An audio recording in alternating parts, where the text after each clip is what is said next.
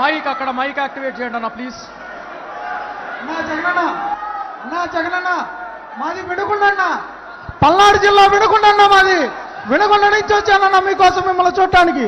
అన్నా జగనన్న, మీరు రేపు మేనిఫెస్టో విడుదల చేసే దాంట్లో రుణమాఫీ అని ఒక్క మాట అంటే అన్న, ఈసారి 175కి 175 40,000 మెజార్టీతో మనం ఖచ్చితంగా ప్రతి నియోజకవర్గంలో ఖచ్చితంగా ప్రతి అభ్యర్థి 30,000 మెజార్టీ.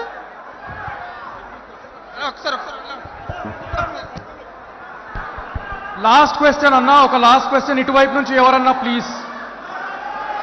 అటుపక్క మైక్, అటుపక్క మైక్ ఇవ్వండి ప్లీజ్.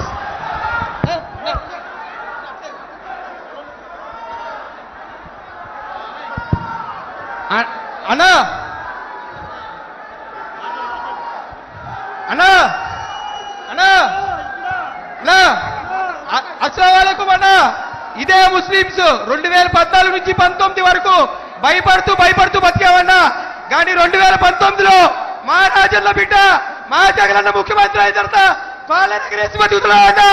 మా మైనార్టీస్ కి 4 ఎమ్మెల్యేలు చేశారన్నా, ఎమ్మెల్సీలు చేశారు, డిప్యూటీ సీఎం చేశారు, మండలి వైస్ చైర్మన్ చేశారు. అది సరిపోదన్నట్టు ఇప్పుడు 7గురికి ఎమ్మెల్యే టికెట్లు ఇచ్చారు. అదే కాక మా ఆఫీస్ గారన్నకు రాజ్యసభ అనౌన్స్ చేశారు. మీరు ముస్లింస్ రాజశేఖర రెడ్డి బిడ్డని 1 అడుగు ముందుకేస్తే మీరు 4 అడుగులు ముందుకేశారన్నా. అన్నా వాళ్ళందరూ 3 జెండాలు పట్టుకొస్తున్నారు. మన దగ్గర ఒకే జెండా, కానీ ఆ జెండాకి